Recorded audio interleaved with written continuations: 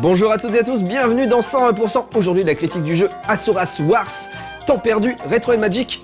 Mais on commence avec les news. Et dans ce 101%, je sais pas ce qui se passe. Dans ce 101%, j'ai eu envie de vous offrir quelque chose.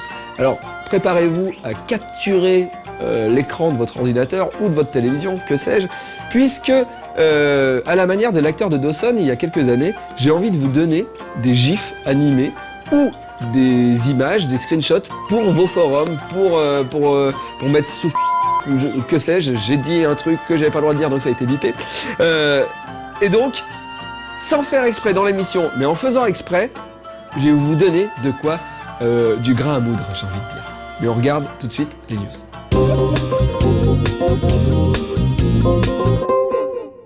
Cela fait maintenant 25 ans que Street Fighter a vu le jour, et à l'occasion de cet anniversaire, Capcom prévoit d'organiser une série de tournois à travers le monde, dans lesquels les joueurs pourront s'affronter sur différents jeux de la licence. À No Life, on aime particulièrement les jeux de baston, et c'est avec une joie à peine dissimulée que nous avons reçu une version preview de Street Fighter Cross Tekken. Une version incomplète certes, mais largement suffisante pour nous permettre de vous en donner nos premières impressions, tout en illustrant cette preview avec nos propres combats. Nous savons désormais plus précisément à quoi ressemblera ce crossover pour le moins attendu, et notre premier réflexe en lançant le jeu a évidemment été de commencer par un duel d'anthologie. Si les combattants de Street Fighter répondent au doigt et à l'œil, ce qui est normal après tout, puisque le gameplay est basé sur le jeu de Capcom, on ne peut pas en dire autant de la bande de Tekken. Sans surprise, leur prise en main a été remaniée, et même si vous êtes un inconditionnel de Tekken depuis le premier volet, vous serez forcé de passer par la case entraînement pour réapprendre vos combos. D'ailleurs, en parlant de combos, les habitués de Street Fighter s'en plaindront peut-être, mais le système d'enchaînement est beaucoup plus tolérant que dans Street Fighter 4. Il se rapproche en effet de celui du dernier Marvel vs Capcom, avec une succession de coups au timing peu serré se terminant par un launcher. On se doute que la décision de rendre les enchaînements plus accessibles a été prise par Capcom, afin de rendre le jeu plus grand public, mais cela ne veut pas dire que le jeu n'est pas technique pour autant. Les features instaurées pour pimenter les combats sont nombreuses, et entre le système de gemmes, le cross-art et le mode Pandora, Street Fighter Cross Tekken a tout d'un jeu de combat bien complet, et il mérite amplement sa place au sein du prochain niveau. On vous parlera évidemment du système de combat plus en détail lors de notre critique à venir, alors profitons de cette preview pour vous donner les dernières informations qui viennent de tomber. Ono-san nous avait prévenu, il fallait s'attendre à quelques petites surprises concernant la liste déjà massive des personnages jouables, et il vient de faire quelques petites révélations la concernant. La version pour PS Vita, attendue pour l'automne prochain, intégrera d'office pas moins de 12 personnages supplémentaires, parmi lesquels on comptera Elena, Guy, Cody, Sakura, Dudley et Blanca côté Capcom, et Alissa, Christy, Jack, Brian, Lars et Lei côté Namco. Est-ce que cela signifie que Street Fighter Cross Tekken sur console HD aura droit à une version Super ou Ultimate d'ici là? C'est très probable. Capcom a en tout cas annoncé que contrairement à Street Fighter 4 et son Arcade Edition, seule la version de base sera nécessaire pour pouvoir jouer avec les futures extensions. On attend donc d'en savoir plus sur la manière dont ces nouveaux persos seront intégrés aux versions console.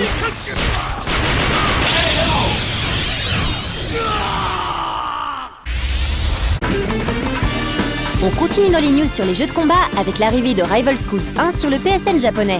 Vous vous souvenez sûrement de ce spin-off de Street Fighter à l'humour déjanté, dans lesquels lycéens et professeurs s'affrontaient à coups de battes de baseball, de balles de tennis et de ballons de volley.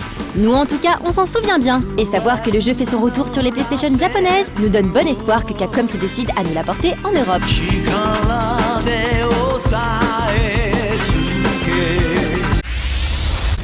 Si les avions de la Seconde Guerre mondiale vous ont toujours fasciné, alors peut-être que vous serez intéressé par Combat Wings The Great Battles of World War II. Ce shooter à la prise en main rapide vous mettra aux commandes d'engins de l'époque à travers les plus grandes scènes de ces heures sombres. Les avions disponibles seront en effet des répliques de véhicules ayant vraiment été utilisés. Dès le mois de mars, préparez-vous donc à aller mitrailler les pilotes de l'Axe, des terres de l'Angleterre jusqu'au Pacifique.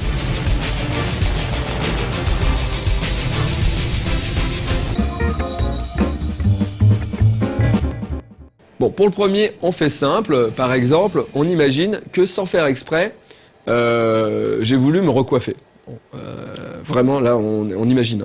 Et en fait, sans faire exprès, mon doigt, pour recoiffer, j'ai plié mes doigts, et donc je fais un doigt à la caméra. Donc c'est un truc qui se fait jamais, normalement. Et donc, alors préparez-vous à faire une capture. Attention. Alors d'abord, juste une image pour les forums. Voilà. Et maintenant, en mouvement. Je vous fais la répétition. Comme ça, vous n'aurez pas à le faire. Voilà. Et tout de suite, la critique de jeu.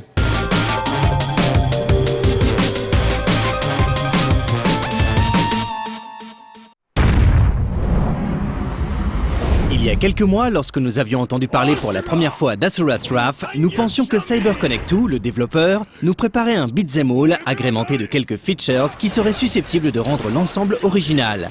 Après l'avoir retourné dans tous les sens, nous savons maintenant à quoi nous en tenir. Un animé interactif entrecoupé de scènes de beat'em all dont la principale caractéristique est de partir systématiquement dans la démesure. Ceux qui connaissent CyberConnect 2, notamment pour son travail sur l'adaptation des Naruto en jeu vidéo, reconnaîtront facilement la patte du studio, puisqu'on pourrait résumer Asura's Wrath à une succession de grosses scènes d'action bourrées de codes que les amateurs de shonen connaissent bien. Mais s'inscrire dans ce délire d'animé interactif peut se révéler un peu casse-gueule, surtout lorsque la partie interactive est moins importante que la partie animée.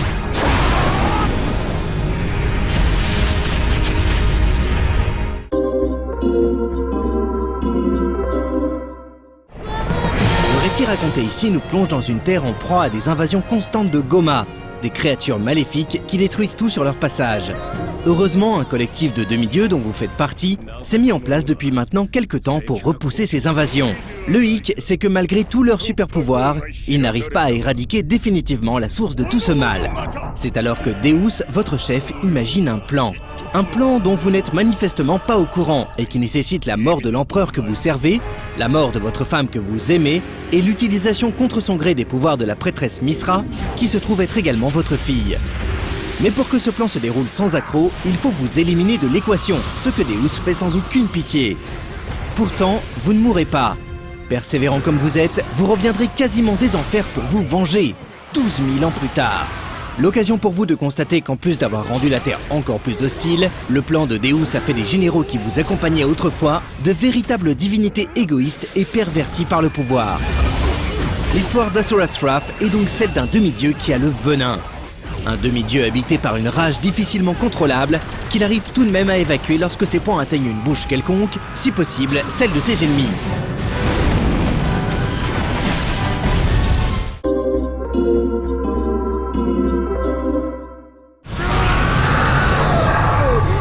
On trouve dans Asura's Wrath 3 styles de gameplay différents. Celui que vous êtes amené à expérimenter en premier se rapproche d'un shoot'em up. On se sert ici essentiellement de 2 boutons, l'un pour les tirs de base et l'autre pour les tirs plus puissants qui se dirigeront vers les ennemis que vous aurez loqués. Une phase plutôt timide en termes de sensations qui ne propose pas vraiment de challenge ni d'intérêt. La deuxième expérience que le jeu vous propose est celle des Quick Time Events. Rien de bien neuf de ce côté-là, puisque la plupart du temps, il s'agit en effet d'appuyer sur une touche ou de faire une manip avec les sticks analogiques avant le temps imparti. Le truc dommage, c'est que contrairement à un God of War, un Heavy Rain, ou si on remonte plus loin, un Space Ace ou un Dragon Slayer, le fait de rater son QTE n'engendrera pas de scènes différentes. La seule sanction, c'est ce taux de synchronisation qui se verra baisser à la fin du chapitre. Le dernier style de gameplay auquel nous avons affaire se rapproche du beat'em all. Ici, vous pouvez esquiver, asséner des coups normaux ou puissants, tirer des projectiles et enfin passer en mode Trikaya lorsque vous avez donné ou reçu suffisamment de dégâts. En plus d'accroître votre défense, ce mode vous permet de lancer des attaques puissantes sans avoir à passer par la case cooldown. L'originalité de ces phases et des phases d'action d'une manière générale vient des combats de boss ou de mid-boss. Contrairement à la plupart des beat'em all, les gros ennemis n'ont pas de barre de vie. En fait, le combat s'achève lorsque votre jauge de burst est pleine, cette dernière se remplissant au fil des attaques que vous portez. Arrivé à ce stade, une simple pression de la gâchette droite déclenchera la fin de l'affrontement sous forme de QTE et bien souvent, cela se caractérisera par une grosse patate de forain dans la bouche de votre adversaire. Un moment relativement jouissif, débordant de Nekketsu, qui nous rappelle entre autres la violence d'un Luffy ou d'un Guts dans leur moment de vénère. Enfin, à la fin du chapitre, vous serez noté en fonction de vos performances. Le temps, les dégâts infligés et le taux de synchronisation détermineront votre note. Et en fonction de cette dernière, vous débloquerez des illustrations, des vidéos, mais aussi de nouvelles jauges pour remplacer les vôtres. Certaines diminueront par exemple les dégâts reçus, alors que d'autres augmenteront la vitesse à laquelle votre Trikaya se charge. Mais rien de foufou comme de nouvelles attaques ou de nouvelles armes.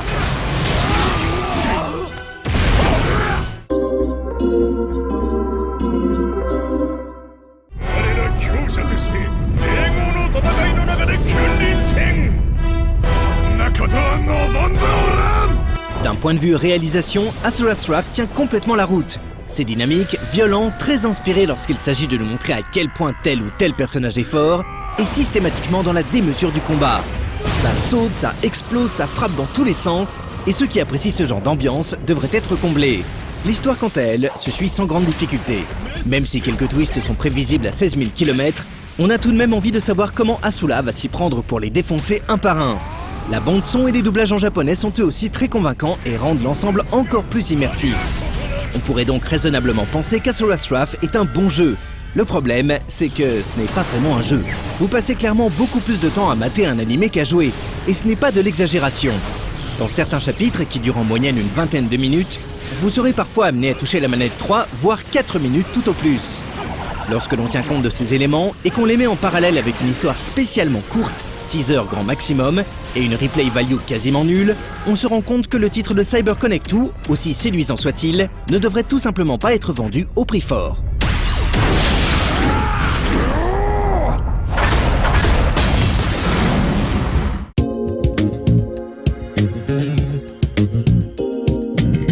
Maintenant, pour vous, un GIF, pas un GIF animé, mais une image, hein, pour vous, pour votre forum, une bien belle image. Alors préparez-vous à faire des screenshots. Donc, imaginons, on est sur un plateau et forcément il y a un technicien qui passe à un moment.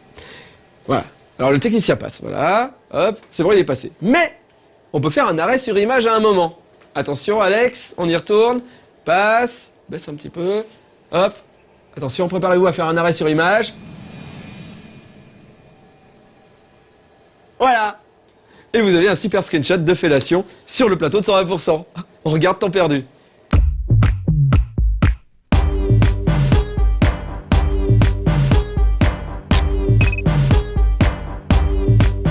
Bonjour, il paraît que le marché de l'immobilier se tasse. Mais alors que faire durant vos heures supplémentaires? Bienvenue au temps perdu. Yeah! Aujourd'hui c'est trop cool car dans Ninja Beer, il y a des oursons qui sont des ninjas.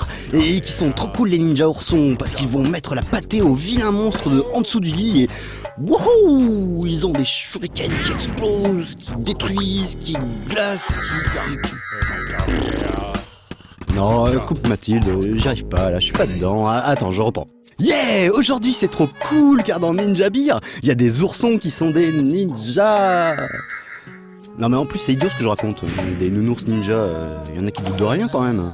Bon ok c'était marrant à jouer mais bon, j'aurais pu trouver un autre truc quoi, je sais pas, des cochons samouraïs ou un autre truc du genre. Bon laisse tomber, je passe au suivant. Dans Rainbow Guédon, vous assistez en direct à la fornication improbable entre Pac-Man et Bomberman. Pourquoi tu rigoles? Bah c'est vrai quoi, faut un peu de fesses pour l'audience non? Ok j'arrête, attends.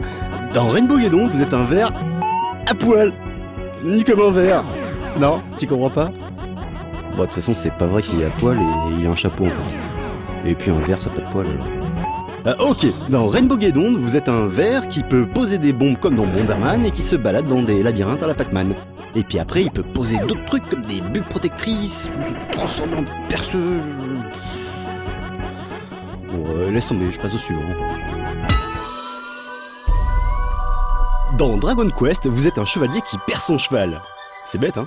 Ah bah oui, s'il a plus de cheval, qu'est-ce qu'il devient le mec? Un pédestrier? Un pied? Un yé? En plus, c'est un dragon qui lui a piqué son cheval. Et le dragon, il habite dans un château. Et le mec, qu'est-ce que tu crois qu'il fait? Hop! Il va chercher son cheval comme si de rien n'était. Attends, sans rire, le canasson, il s'est fait bouffer, hein. C'est obligé. Mais lui, non. Et que je rentre dans le château, tranquille, que j'évite des pièges et tout.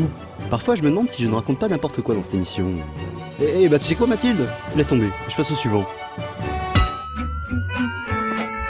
Tiens, bah, c'est comme Crumple. Attends, vas-y, ferme les yeux. Si je te dis que tu es un bonhomme qui saute sur des murs, bon, jusque-là, ça va.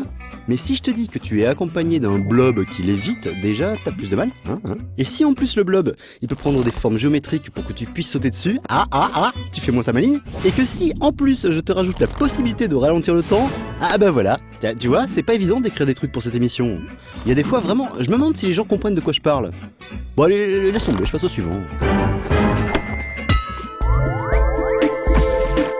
En même temps, ils ont qu'à regarder les images aussi, les gens. Faut pas croire qu'on va tout leur dire. Non mais c'est vrai, on fait pas de la radio non plus. Je comprends que bon, de temps en temps, on met la télé en fond, comme ça, pour avoir du son. Mais bon, il est où le respect pour le travailleur? Oui, celui qui chaque semaine va au turbin pour enregistrer les images, chercher des jeux, faire le montage. Ah bah ouais, mais c'est qu'on n'y pense pas à tout ça. Oui, Swindler, c'est un jeu nitrome ou un truc gluant, fait du saut élastique tout en faisant tourner l'écran. Oh, et puis zut, laisse tomber, de toute façon, je passe au suivant. Comment ça, c'était le dernier? Oh, c'est pas grave. Ça passera bien comme ça, hein. De toute façon, cette semaine, j'avais pas le temps. Mais c'est pas bien ça, parce que t'oublies un point essentiel. Lequel? T'oublies qu'il ne faut surtout pas oublier que... Pour gagner plus, jouer plus. Ah, tiens, t'as raison, j'avais oublié ça.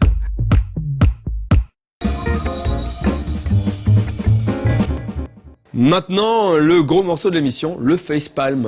Vous en avez plusieurs, vous avez celui d'Alex, vous avez celui d'Erwan sur le forum, mais vous n'avez pas le mien. Donc, alors attention, hein, on imagine toujours que c'est volé, hein, que vous avez réussi à trouver ça dans une émission, que vous avez réussi à faire le screenshot au bon moment. Hein. Dites pas aux gens que je vous l'offre comme ça. Et donc, je vais vous proposer plusieurs facepalm. Alors, bon, déjà, le premier, donc, comme ça, genre... Lui, il est romantique. Il est romantique. Voilà. Sinon, le double facepalm. Genre... Là, on me reconnaît pas trop, alors je vais faire comme ça. Voilà. Sinon, un plus près.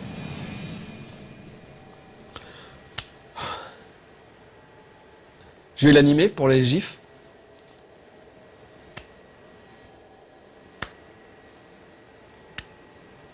Il y a aussi le hockey je sors qui est surutilisé. Donc je vais vous faire le hockey je sors.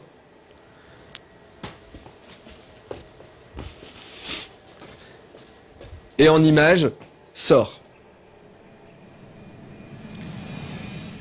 Voilà, voilà. Maintenant, Internet va être rempli de belles images grâce à vous. Retro Magic.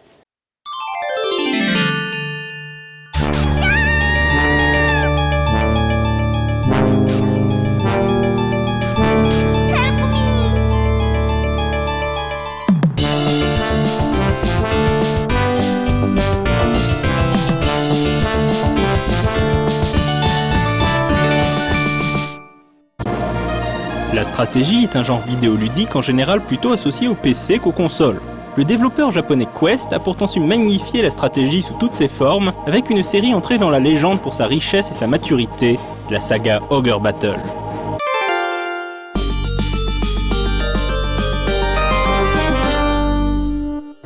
Un peu comme Star Wars, The March of the Black Queen se présente comme le 5e épisode d'une longue saga, même si les 4 premiers chapitres n'existent pas.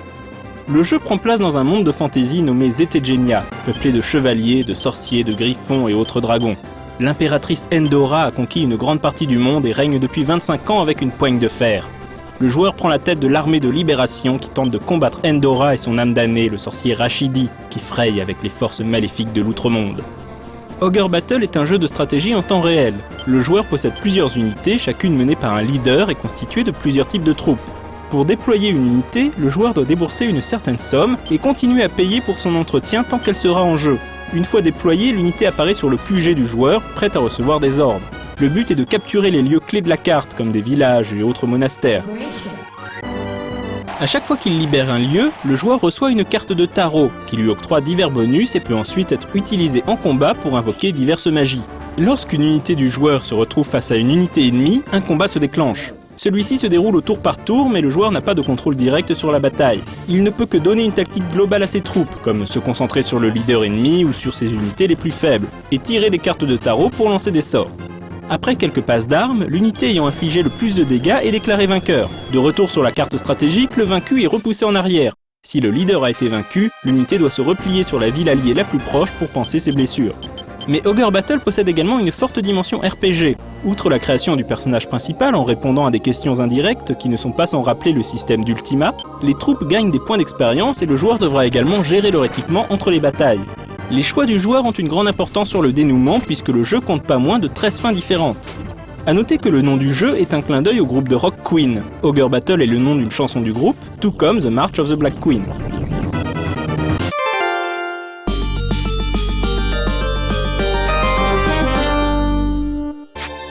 En 1995 sort Tactics Ogre, Let Us Cling Together, le chapitre 7 de la saga Ogre Battle.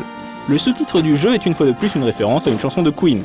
Cet épisode propose un gameplay différent. Il ne s'agit pas d'un jeu de stratégie, mais d'un RPG tactique. La série se scinde donc en 2 types de gameplay selon les épisodes, identifiés par leur nom. Ogre Battle pour les jeux de stratégie et Tactics Ogre pour les RPG tactiques.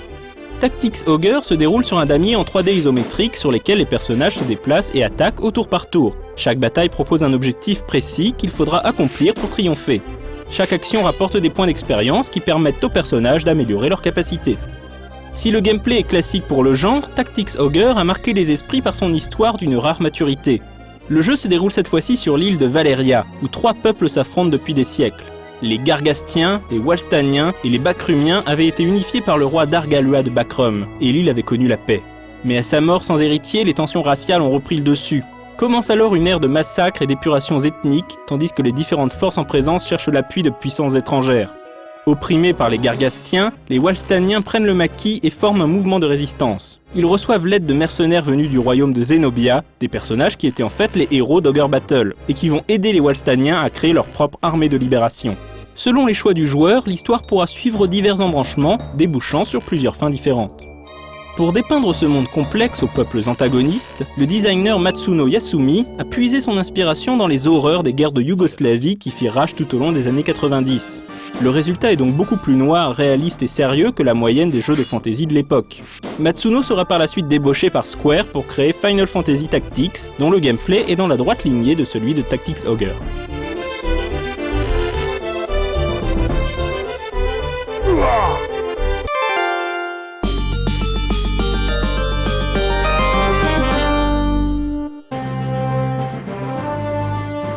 Avant de quitter Quest pour Square, Matsuno aura toutefois le temps d'écrire le script du nouvel épisode d'Ogre Battle destiné à la Nintendo 64. Il s'agit du 6e chapitre de la saga. Il se déroule donc après The March of the Black Queen, mais avant Let Us Cling Together. Cette fois-ci, l'action se déroule au royaume de Palatinus, déchiré par la guerre civile. Une fois de plus, le joueur crée son personnage et prend la tête de l'armée de libération pour libérer Palatinus du joug de l'empire de l'Odysse. Encore une fois, plusieurs fins peuvent découler des choix du joueur. Sera-t-il un libérateur ou une brute sanguinaire ? Le gameplay est dans la droite lignée de l'épisode sur Super Nintendo, à la différence que la carte stratégique est cette fois-ci en 3D. Les cartes de tarot ont également disparu, remplacées par des pierres élémentaires appelées Pedra. Le jeu possède également une superbe direction artistique avec un style graphique unique, mêlant des personnages aux proportions cartoon et de magnifiques décors en 3D précalculés. Ogre Battle 64 est souvent considéré comme l'un des meilleurs jeux jamais sortis sur la console de Nintendo. Quel dommage donc qu'il soit sorti si tardivement et jamais en Europe. Heureusement, il est désormais disponible sur console virtuelle, c'est l'occasion de découvrir l'un des plus grands jeux de stratégie de tous les temps.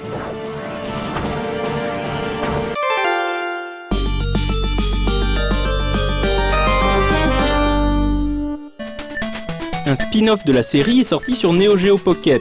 Il s'agit d'un Gaiden, une histoire parallèle se déroulant pendant les événements de The March of the Black Queen et narrant le passé d'un des personnages du jeu, le prince Tristan de Zenobia. Le jeu est basé sur les graphismes et le gameplay de l'épisode Super Nintendo. Il s'agit d'une très bonne transposition d'Ogre Battle sur console portable, mais c'est le seul épisode de la saga à n'être jamais sorti en anglais, et c'est bien dommage.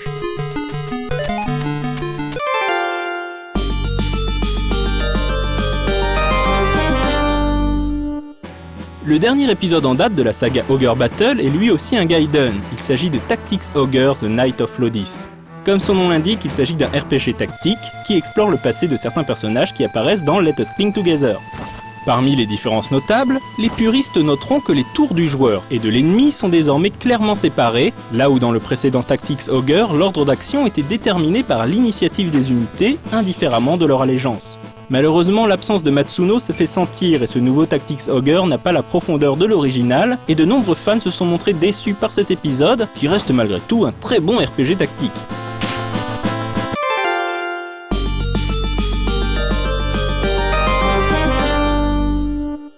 La série Ogre Battle n'est pas très connue en Europe et c'est bien dommage car il s'agit d'une des sagas de fantasy les plus fascinantes et atypiques sur console. Quest a fini par être racheté par Square Enix et a récemment sorti un remake de Let Us Cling Together sur PSP.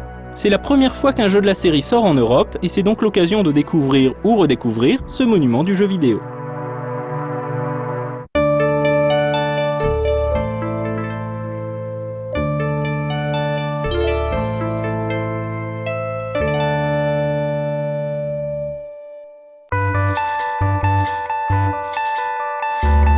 Voilà, ce 101% est terminé. Merci de l'avoir suivi. Je vous rappelle que je suis en dédicace à Nice samedi, un peu d'autopromo. Pour finir, j'en ai marre de voir sur le forum de No Life ma tête de Régis Robert surutilisée lorsque vous avez envie de dire oh là là, oh. Et j'ai envie de vous offrir une nouvelle tête de moi sans cheveux, par exemple. Et puis vu que Régis Robert c'est un nerd, c'est un peu fini. Donc voilà, Davy, surpris. Oh, oh, oh. Voilà, je vous l'offre. Merci, au revoir. Nickel. Nickel. Merci. Tu filmais? Tu filmais encore? 君はもういないのに全ては